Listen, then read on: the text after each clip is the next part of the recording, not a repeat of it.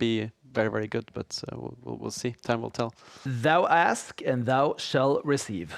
Magnus Carlsen against Hikaru Nakamura. Hikaru Rudolph Nakamura. E4 is the first move from Magnus. He's not messing around anymore. We'll learn a lot from the opening here. Does Magnus want to play it a bit safer? Does he want to take a risk and go all out? He's playing the 4 knights. That normally means a slightly more level game. Hikaru plays a move that he actually faced just a couple of days ago. Fabiano Caruana played this very move against him in India at the Global Chess League. But Magnus looks like he's trying to remember. Hikaru likes to play this knight takes e4 in this variation. He's played it against me before. I think last year he played it against me. It's a funny move, but it is fine for black. Like, you can take back the piece, but then black brings his queen out and pins the knight. But look at the differences in face here. Hikaru is laughing about it, and Magnus is like, "Oh, what was this again?"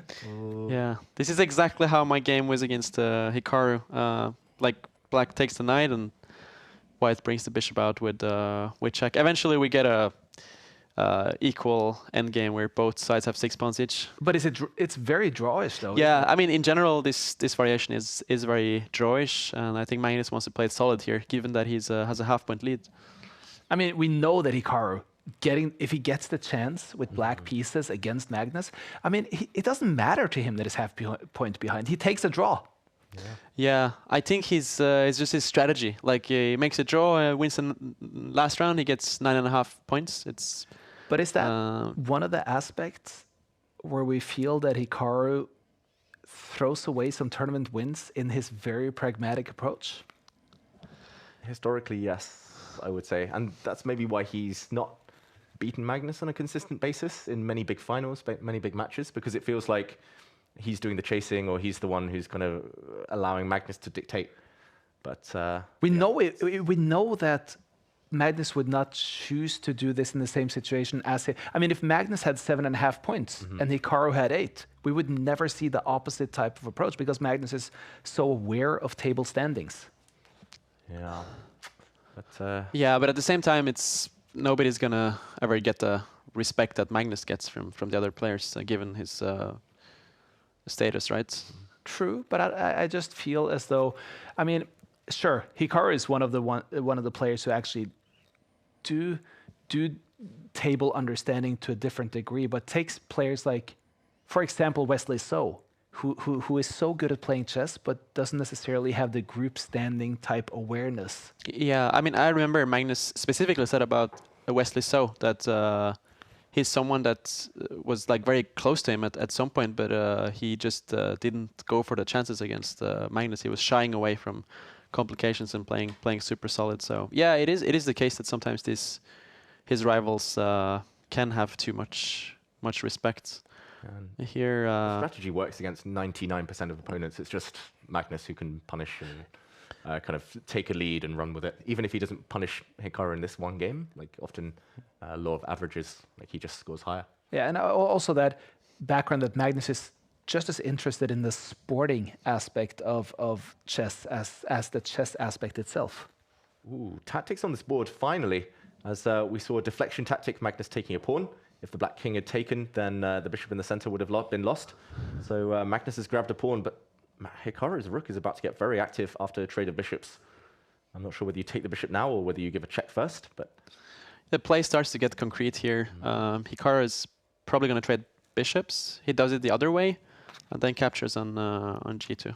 I mean, the evaluation of the game has still not changed. Like, Magnus is not in any danger here. He can try to double rooks, and he has a very healthy position. If anyone, I would still take white here. Double rooks on the e-file. At some point, you can even commentate this pawn, and probably the whole king side at some point disappears. Should be a draw with best play. But of course, there's still life left. There's still a ticking clock. I saw earlier in the chat at the top the battle of the Superdads. But who will be Father Christmas at the end of this tournament? You have some such strong ones today, David. I really appreciate them. Impressive stuff. We've been talking to Adrian Tadi here a little bit about Iranian chess and how it's doing right now, but we see that Magsudlo is always up there, and he now has a draw to move to 8 out of 10 points. It's flooded with Iranians. Yeah, Marcelo has been Iran's top player ever since Alireza switched federations to France back in 2019. It was a tough freestyle for him, though. Yeah, that was it's painful to lose 10 games in a row. Farham is such a strong player. It shows that tilt is for everyone. Except Magnus, as we said, who tends to strike back better than most. Yeah, you can beat Magnus once, but not twice in a row. And he's trying to get the bishops off here. This really should be a draw now. I'm expecting a bishop exchange, and black can come and take some of the pawns back. No dirty flagging. Ooh, 6 seconds in it. Maybe if Hikaru can keep an extra pawn. I don't think he can here. We'll see everything traded off now and the white rook go behind. If he could keep an extra pawn, Hikaru, then maybe. But no, it's level material now. If anything, it's Hikaru has to be careful. Maybe Magnus will go for the dirty flag. He did it against Grishuk from an even worse position. Hikaru seems disappointed. It's just like he thinks that he could have done it easier than this. Well, now he has to play some precise moves. Like the pawn on a7 is hanging for now, and if you move it, white can maybe try to activate the king. Yeah, the white king was coming, so the king is cut off. But now Hikaru has to defend. This is not that easy. No, this is flagging territory.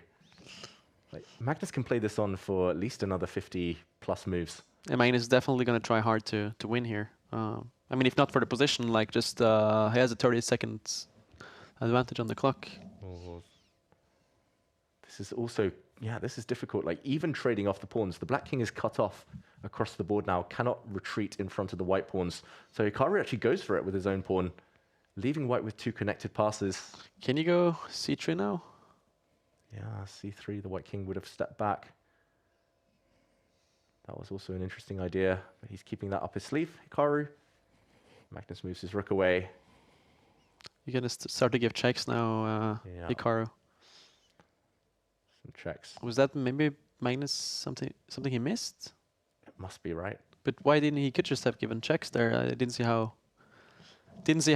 Magnus could get away from them.